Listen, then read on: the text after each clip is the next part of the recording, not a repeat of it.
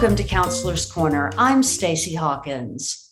The purpose of Counselor's Corner is to give you the tools you need to maximize your mental and emotional well-being and nurture your relationships. HCC takes great pride in providing students the accommodations they need to pursue their goals, and this includes our dual credit students. Today, we're joined by HCC lead counselor, Dr. Becky Hauri. Thank you for joining us. Thank you, Stacy. I'm happy to be here. Now, who qualifies for accommodations here at HCC? Any student with a physical, a psychiatric, or a learning disability. Although one of the things that we emphasize is not the disability, we call our offices ability services, because despite learning differences, everybody has abilities. Now, how is HCC accommodations different from a high school's 504? In high school, information is passed from grade to grade. Once the information is collected, whether they do the testing at school or whether they get the information from an outside doctor. And the person, the people in special ed or the counselors inform the teachers about what the accommodations are and pass the information on. In addition to going from grade to grade, it also goes from school to school within the same school district. If they were to go from elementary school to middle school to high school, their information will follow them. So if a student's in the same system, they just keep going to school and their accommodations follow right behind them. When they come to Houston Community College, their accommodations don't follow them. The biggest difference is that it's considered confidential medical information. Therefore, the student has to go back and gather it from the high school or from their medical doctor and bring it to us. We do not share the information with teachers, with anyone.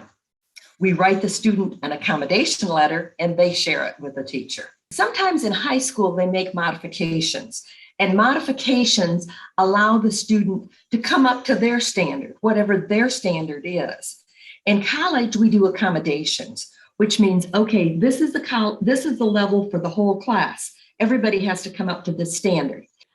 Now, give us an overview of the process of getting an accommodation and kind of the timeline when students should start what steps.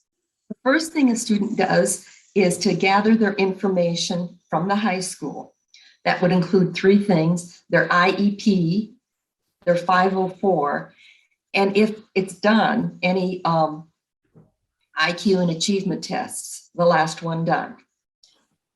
Any medical information that they have. They may not have all of those, but they'll have some of those. And they get it to us and they fill out an intake form. We get the intake form and we upload it into the computer. And we sit down and talk with them about what they got in high school, what they might need in college. And I go over each and every accommodation that they got in high school and say what we can do in college. And sometimes I see additional accommodations that they didn't get in high school that might be helpful in college. And of course, it's up to them to whether or not they want those things or not. And so it's best to come before classes start, so that you have your information on the first day of classes. Now, how can a parent support their student in getting accommodations? Well, we are happy to have parents come into the intake interview with the student, and so that they hear and understand, because parents also don't understand the differences between high school and college. And that way we're all on the same page, and the parents can understand the student and support them, and the parents can ask any questions they have. A lot of times parents are very surprised, just like students are, that they don't have the same thing that they've had for the past 12 years.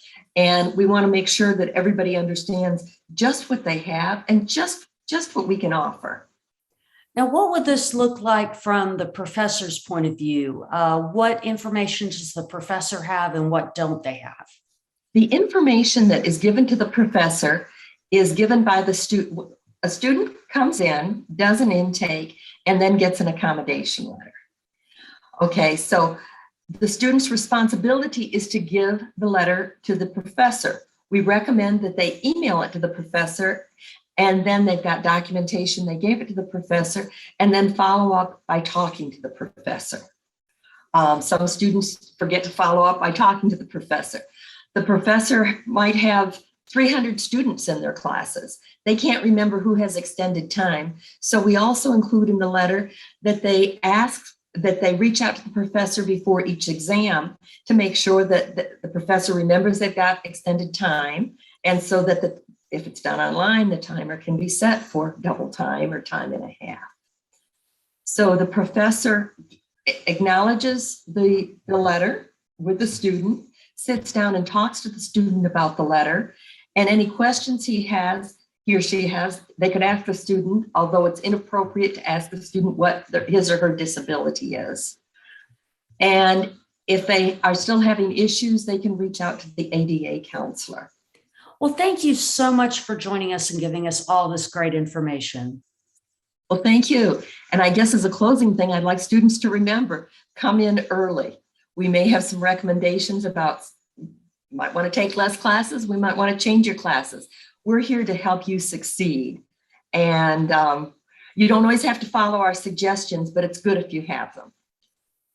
If you'd like more information about this and other mental health care topics, as well as learning about all the services provided by the counseling department, visit hccs.edu/counseling.